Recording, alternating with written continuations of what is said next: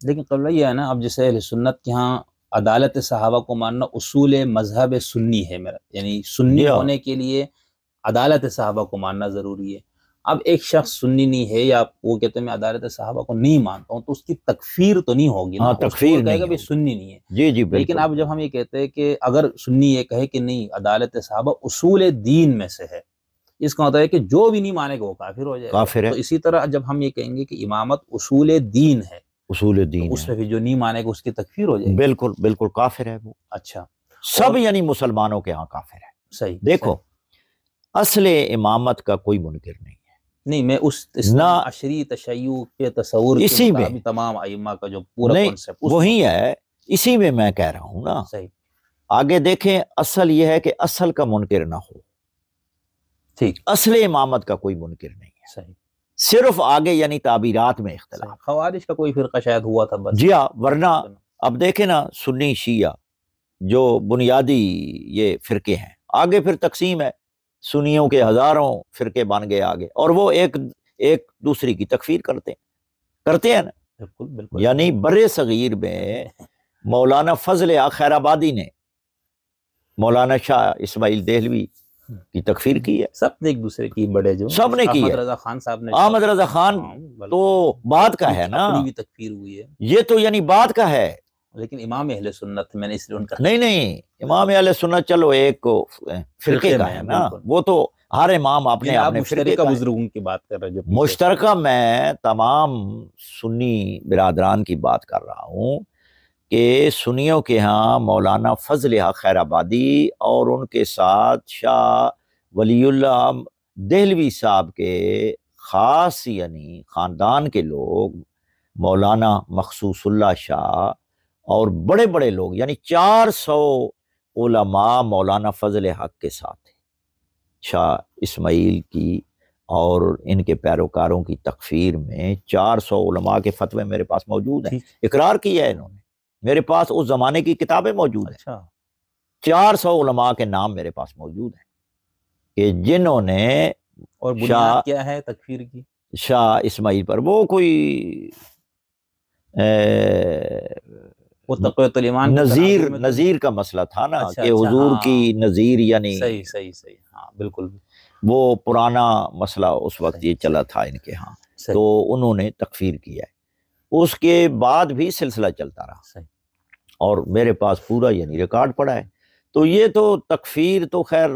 ہوتی رہی مسلمانوں کی، اب یعنی ایک دوسرے کے خلاف تکفیر۔ اب ایک کتاب ہے میرے پاس، وہ پرانی چھپی ہوئی بھی ہے، اب نئی بھی چھپی ہے، تجانب اہل سنت، اچھا ان میں کسی کو نہیں چھوڑا جس کی تکفیر نہ کی گئی۔ تو لہٰذا یہ مسئلہ مسئلہ امامت سب مسلمان متفق ہے۔ آگے اختلاف ہمارا چلتا ہے کہ آیا یہ منصوص من اللہ ہے یا نہیں ہے، آیا امام کو معصوم ہونا چاہیے یا نہیں ہونا چاہیے، آیا معصوم، ہاں جی، آیا امام افضل ہونا چاہیے یا مفضول بھی امام ہو سکتا ہے کہ نہیں۔ لیکن اس میں بھی پھر آگے مختلف طبقے بن جاتے ہیں، بعض کہتے ہیں جی امام کو افضل ہونا چاہیے، پھر وہ اختلاف ہو گیا۔ تو قبلہ میں یہ سمجھا کہ جب ہم یہ کہیں گے کہ ایک چیز اصول دین میں سے اور جی اس کا انکار کرتا ہے تو وہ تکفیر اس کی ہو گئی، کافر ہو جاتا ہے، بالکل کافر ہو جاتا ہے۔ یہ سمجھ میں آیا کہ نفس امامت کا اگر کوئی انکار کرتا ہے تو اس کی تکفیر ہوگی، جی تکفیر، اگر کوئی اثنا عشری تصور امامت کا انکار کرتا ہے تو اس کی تکفیر نہیں ہوگی۔ دیکھیں جب وہ اصول میں ہے امام جب اصول میں ہے، امامت اصول دین میں ہے تو وہ تکفیر ہوگی۔ اور اس میں بھی علماء یہ شرائط لگاتے ہیں نا کہ وہ جاہد، یعنی اس پہ حجت پوری ہو گئی، اس کو سمجھ آ گیا، اگر وہ جی بالکل وہ ایک جہود کا، اگر وہ بندہ اس تک یعنی وہ حقائق نہیں پہنچے، بالکل رسائی نہیں ہے، ادراک نہیں کر سکا، فہم اتنی نہیں ہے، جی جو بھی بالکل، تو وہ اس سے یعنی مستثنا ہے۔ اور باقی جو جان بوجھ کر پیغمبر خاتم کی مخالفت کی ہے، کہ انہوں نے کہا بھائی میرے جانشین یہ ہے، میرے خلیفے یہ ہیں، بہت اچھا جی تواتر کے ساتھ ثابت۔ اچھا قبلہ ایک اور چیز، میں جیسے آپ نے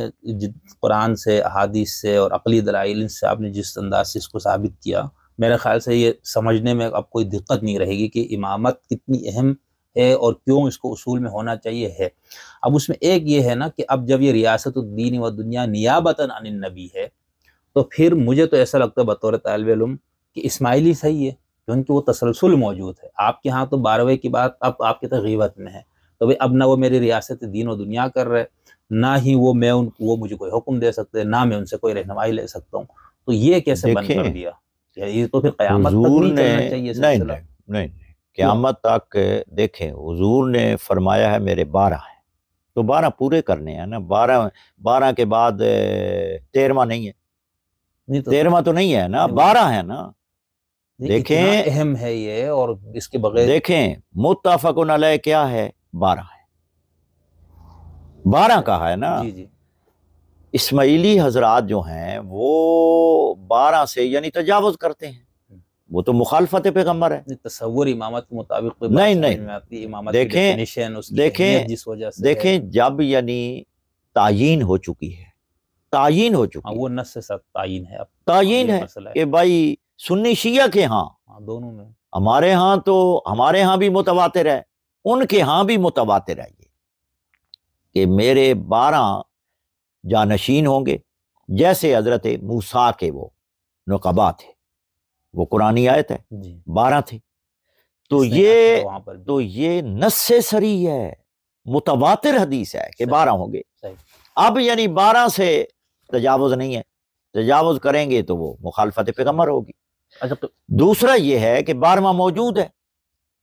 اب یہ ہے کہ ہم یعنی ان سے ہدایت کیسے لے سکتے ہیں؟ اب دیکھیں 12 سے پہلے جو 11 گزرے ہیں، 11 گزرے ہیں، انہوں نے دین پہنچا دیا ہے، اپنی تعلیمات ہم تک پہنچا چکے ہیں، صحیح، دین مکمل ہو چکا ہے نا، اس میں نہ یعنی اضافہ کیا جا سکتا ہے، نہ کوئی چیز شامل کی جا سکتی ہے، مطلب یہی ہے۔ لہذا تکمیل دین حضور کے زمانے میں ہو چکی تھی۔ اب یعنی موجودہ مسائل ہیں یا بعد والے درپیش آنے والے جدید مسائل ہیں، یہی ہوتے ہیں نا۔ تو اس کے بعد جو 11 ائمہ پورے گزرے ہیں، انہوں نے امت کو وہ سب ہدایات دے دی ہیں، پہنچا دی ہیں، ہماری کتابیں بھری پڑی ہیں، احادیثیں ہیں ان کی، لیکن مسلمانوں نے قبول نہیں کیا ان کو۔ اب دیکھیں جتنے بھی مسالک ہیں، دیوبندی لے لیں، مماتی حیاتی، بریلوی لے لیں، رضوی، تفضیلی، غیر مقلد لے لیں، اہل حدیث ہیں جی، سلفی، عصری، ان کے ہاں بھی آگے فرقے ہیں، اور ایک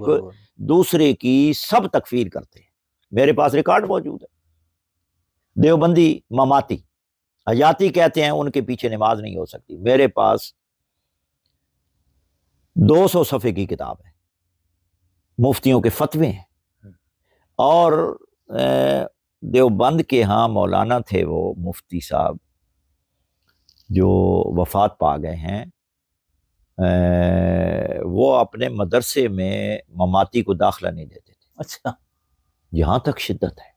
اور فتوے ہیں کہ ان کے پیچھے ہماری نماز نہیں، سمجھ گئے نا جی بات۔ تو یہ تو تکفیر کا سلسلہ تو مسلمانوں میں ہر بات پر یعنی کفر کا فتویٰ لگا۔ تو امام مہدی اجل اللہ تعالی فرجہ الشریف، دیکھیں اللہ کی مصلحت ہے، اس میں بھی یعنی مشیت خدا شامل ہے، اور وہ دین یعنی پہنچا چکے ہیں، ان کے نواب اربع تھے، اور اس وقت یعنی آپ دیکھیں حضور نبی کریم ہمارے مابین نہیں ہے، کوئی نبی موجود نہیں ہے نا، امام بھی موجود نہیں، لیکن ہمارے بار میں امام موجود ہے، ان کا سلسلہ جو ہے وہ روحانی یعنی چل رہا ہے۔ صحیح قبلہ میں ویسے اس پہ بہت سارے ادلہ یعنی جو کہتے ہیں جی تمہارا امام کہاں ہے، وہ اصل اعتراض برائے اعتراض ہے، ظاہر سے تو پھر مناظرانہ یا اس میں تو جی وہ بس۔ اچھا قبلہ میں ضمن ایسے اپنی فہم کے لیے، یہ جو اسماعیلی نظاری یا جن آخانی، ان کے ہاں جو ابھی موجود جو امام، کیا ان کا تصور یہ ہے کہ بالکل مثل علی اور مثل حسنین یعنی اسی طرح یہ معصوم اور منصوص ہے، یا کوئی فرق ہے اس میں کرتے لوگ خود؟ دیکھیں اب یہ ہے کہ ہمارے ہاں یعنی اسماعیلی حضرات جو ہیں ان کا تصرف حضرت امام جعفر صادق علیہ السلام کے بعد ان کے جو بیٹے تھے اسماعیل کو انہوں نے بنایا، پھر آگے سلسلہ انہوں نے بنا لیا ہے، لیکن ان کا مبنا کیا ہے؟ ایک بنیاد ہوتی ہے نا، مبنا ہوتا ہے، کوئی نس ہے، موجود ہے کہ جی امام جعفر صادق علیہ السلام کا نائب جو ہے وہ اسماعیل ہے، یا حضور فرما گئے۔ جو نصوص سریہ ہیں اہل بیت اطہار علیہ السلام کی، وہ 12 مشخص ہیں، حضور خود نام لے کر فرما گئے کہ میرے بعد یہ ہے۔ اس میں سنی بھی ہمارے ساتھ ہیں، 12 کے اس میں سنی علماء نے بھی لکھے ہیں جی۔ ملا جامی کو لے لیں، ملا جامی کا بہت بڑا مقام ہے ان کے ہاں، یعنی جو بھی سلسلے ہیں تصوف کے، ملا جامی ان میں شامل ہے۔ انہوں نے شواہد النبوہ میں باقاعدہ یعنی ائمہ اطہار علیہ السلام کے 12 جانشین انہوں نے نام لے کر لکھے، اور انہی 12 کے، اچھا انہی ہی 12 کے، جو باطنی کرتے ہوں گے نا، نہیں باطنی خلافت تصوف میں تو وہ اصطلاح ہے نا۔ دیکھیں باطنی کیا ہے، یعنی باطنی کا مطلب یہ ہے کہ تقرب اللہ ان کا زیادہ ہے۔ تو بھائی جن کا رابطہ ہی اللہ کے ساتھ ہے، ظاہری بھی تو وہی ہے، ظاہری تو ہمیں امام ہمارے یا حضور اکرم صلی اللہ علیہ وآلہ وسلم کے خلیفے جو ہیں وہی ہیں، جو جن کا تقرب اللہ ہے جی، اللہ کے ساتھ قرب زیادہ ہے، تو وہی ظاہری بھی وہی ہیں۔ تو ہم نے باطنی الگ بنائے ہوئے ہیں اور ظاہری یعنی الگ بنا لیے ہیں، کیونکہ وہ سنی بھی تھے اور وہ سارا، اور یہ صحیح نہیں ہے، صحیح یہ صحیح نہیں ہے۔ صحیح، میں صرف اسماعیلیوں کا یہ سمجھنا چاہ رہا تھا نا، یعنی یہ نہیں دیکھیں نا جی، میں یہ تصور ان کا سمجھنا جی میں سمجھ گیا ہوں، ابھی جو موجود امام ہے وہ فقیہ کی، اب دیکھیں کہ ان میں وہ صفات وہ نہیں مانتے کہ وہ معصوم ہونا چاہیے یا اس میں شرائط امام والی ہونی چاہیے، وہ نہیں مانتا، یعنی عملاً بھی نہیں ہے۔ دیکھ رہے ہیں عملاً تو ہم بات کی بات کریں، جی اصولاً کیا ہے، وہ عقیدہ دیکھیں عقیدہ ان کا جو ہے وہ تو ان سے پوچھا جائے گا نا کہ ان کا کیا عقیدہ ہے، کیونکہ ہمارے ہاں تو یہ ہے کہ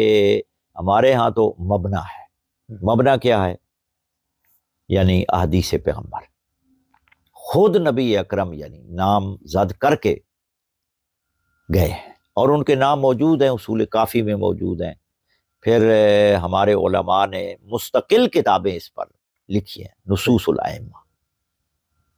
نصوص ائمہ کی امامت پر، نصوص سریہ پہ مستقل کتابیں ہمارے پاس وہ ہے مبنا،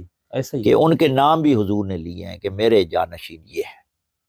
تو وہ جو سلسلہ انہوں نے نکالا ہے وہ ظاہر ہے ان کے پاس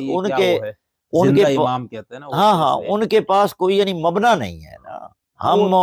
ہم یعنی اسماعیلی حضرات سے یہ پوچھتے ہیں کہ ہمیں اپنا مبنا تو بتاؤ، کہ حضور نے نام لیا ہو امام جعفر صادق علیہ السلام کے بعد اسماعیل کا، اسماعیل کے بعد فلاں ہے، کوئی حدیث دکھا دو، کہیں نہیں ہے، مبنا ہی نہیں ہے۔